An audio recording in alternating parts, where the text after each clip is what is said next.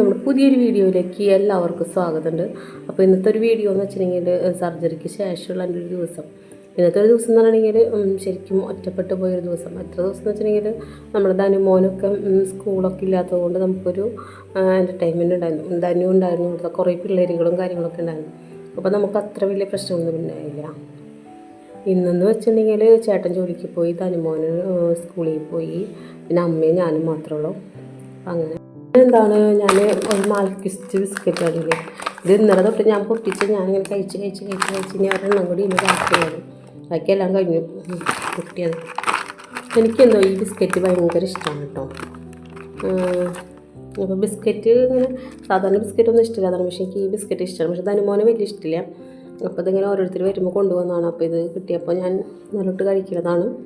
ഇതിലൊരു 6-9 എണ്ണമൊക്കെ ഉണ്ടാവുള്ളൂ എന്ന് തോന്നുന്നുണ്ട്.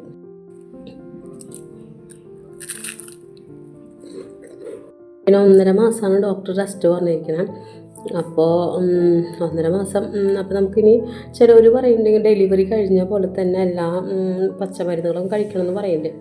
അപ്പോൾ ഡോക്ടർ കുറച്ച് പ്രോട്ടീൻ പൗഡർ, കുറച്ച് എന്താ പറയുക വിറ്റാമിൻ ഗുളികകൾ, ടോണിക്ക് അങ്ങനത്തെയൊക്കെ തന്നിട്ടുണ്ട്. ഇനി ഈ ആയുർവേദ മരുന്ന് കഴിക്കണമെന്ന് പറയുന്നുണ്ട്. അതിനെക്കുറിച്ച് ആർക്കെങ്കിലും അറിയുന്നുണ്ടെങ്കിൽ ഒന്ന് കമൻറ്റ് ഇട്ടോളൂ കേട്ടോ. അപ്പോൾ ഞാൻ ഈ ബിസ്ക്കറ്റ് കഴിക്കട്ടെ. ഇത് കഴിച്ച് കഴിഞ്ഞിട്ട് ഇനി ഞാൻ കുറച്ച് നേരം കിടക്കും. നമ്മൾ ഇപ്പോൾ റെസ്റ്റ് ചെയ്തില്ലെങ്കിൽ അതിൻ്റെ പണി നമുക്ക് പിന്നെയും കിട്ടാമെന്ന് പറഞ്ഞപ്പോൾ ഇപ്പം ഒന്ന് റെസ്റ്റ് എടുക്കണം എന്നാണ് എല്ലാവരും പറയണത്. എനിക്കറിയില്ല. അപ്പോൾ ഞാനതിന് ഇതുകൂടി കഴിഞ്ഞാൽ കുറച്ച് നേരം കിടന്നിട്ടാണ് നമ്മളതിന് ഫുഡൊക്കെ കഴിക്കാം. മതി മുരിങ്ങയില കൊണ്ടുവന്നിട്ടുണ്ട് കേട്ടോ. അപ്പോൾ നമുക്കത് ഇനി നന്നാക്കി എടുക്കണം. അപ്പോൾ അവിടെ അമ്മയും ഞാനും കൂടി നന്നാക്കാമെന്ന് വിചാരിച്ചിട്ടാണ്. അപ്പോൾ അമ്മ അവിടെ അപ്പുറത്ത് നന്നാക്കുന്നുണ്ട് കേട്ടോ. അപ്പോൾ നമുക്ക് വേഗം നന്നാക്കി എടുക്കാം കുറച്ച് നേരം. പിന്നെ നിങ്ങളുടെയൊക്കെ ഒരു പ്രാർത്ഥനകളിൽ നമ്മളെ കൂടി ഒന്ന് ഉൾപ്പെടുത്തണം. കാരണം ഇത്ര നാൾ നമുക്കൊരു സെക്കൻഡ് ബേബി എന്നൊരു ആഗ്രഹം നമ്മുടെ മനസ്സിലുണ്ടായിരുന്നില്ല. പക്ഷേ ഇതിപ്പോൾ ഒരു ഭയങ്കര ഒരു ആഗ്രഹം മനസ്സിൽ വന്നു.